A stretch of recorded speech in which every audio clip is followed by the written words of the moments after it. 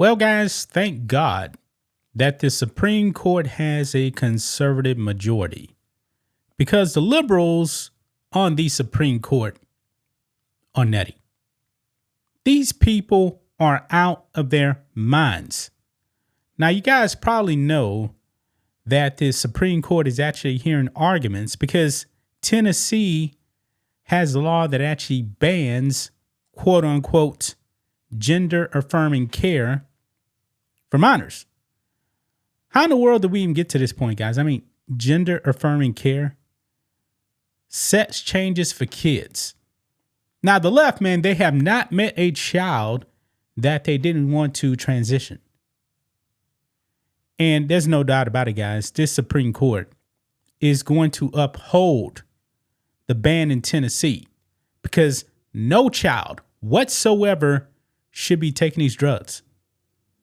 I mean, guys, puberty is a natural part of growing up. You're not supposed to be stopping that. You're not supposed to be doing that, folks.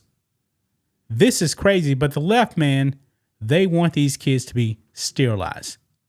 They want harm to come to these kids. This is another reason, guys, why the left got wiped out in the election, because they've lost all common sense. The Democratic Party, guys, is not a party of common sense. It's just that simple. No other way to put it, man. Remember, Ketanji Brown Jackson. She's supposed to be a woman, right? Joe Biden appointed her to the Supreme Court. This woman doesn't even know what a woman is. That is embarrassing, man. And apparently she's supposed to be a woman. Now, the only people making sense on these arguments is the conservatives. You know, your Alitos, your Clarence Thomases, those kind of people. But Sotomayor and Ketanji Brown Jackson, guys, we're going to be focused on them because what they're saying is making no sense whatsoever. Look at this, guys. Justice Sotomayor dismisses dangers of child puberty blockers because even aspirin has risks. You're trying to compare just stalling a child's puberty to aspirin? Yeah, we got the clip here too, guys. Also, we're going to get to Ketanji Brown Jackson. Yeah, these people are leftists, man. They want to harm your children. Look at this. It says, child sex change procedures might be no riskier than simply taking aspirin. At least that's according to Supreme Court Justice Sonia Sotomayor.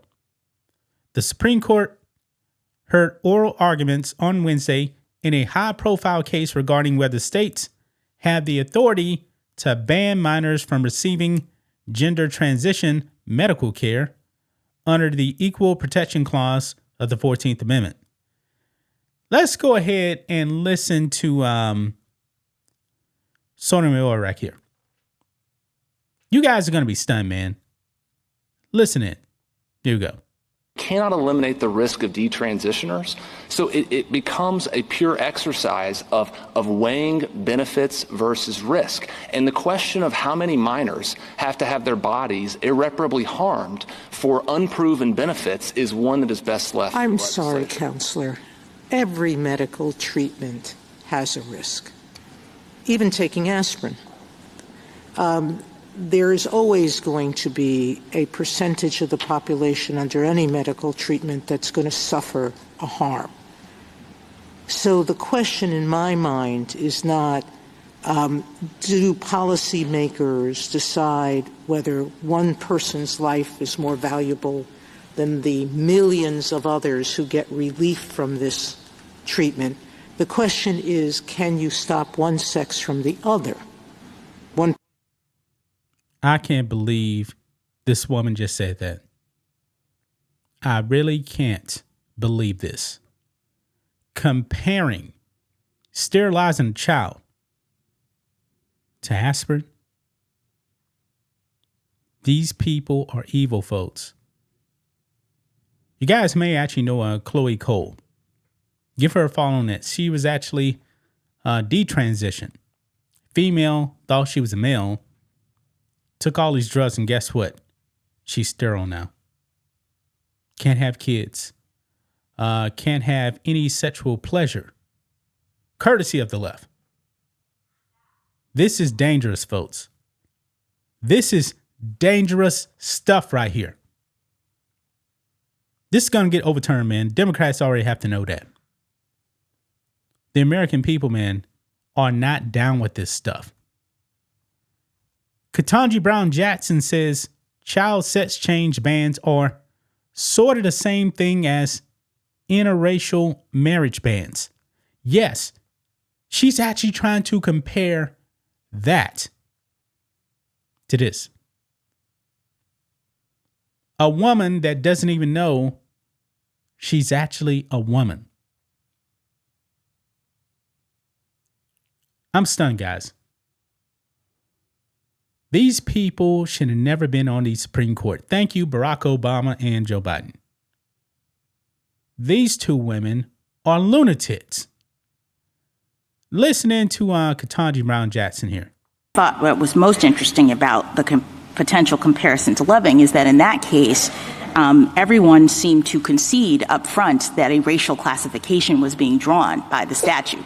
That was sort of like the starting point. The question was whether it was discriminatory because it applied to both races and it wasn't, necessarily invidious or whatever. But, as I read the statute here, the case here, the court starts off by saying that Virginia is now one of 16 states which prohibit and punish marriages on the basis of racial classifications. And when you look at the structure of that law, it looks in terms of, you can't do something that is inconsistent with your own characteristics. It's sort of the same thing. So it's interesting to me that we now have this different argument, and I wonder whether Virginia could have gotten away with what they did here by just making a classification argument the way that Tennessee is in this case.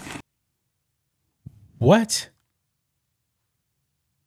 The sad part is, guys, we can't even vote these people out. They have lifetime appointments to the Supreme Court. Now, the Democrats definitely want Sotomayor gone because she has some health issues, diabetes, and some other problems. But folks, does it even matter if they replace her? Because they would actually replace her with another left-wing lunatic. These Democrats want to sterilize your children, folks. They don't care about the dangers. They just go along with the Democrat establishment agenda. This is a far left position, folks. A far left position that's going to do damage to children. And they don't care. They absolutely don't care, man. These people are evil. This is why Democrats lost. That's just my thoughts on this. What do you guys think of this?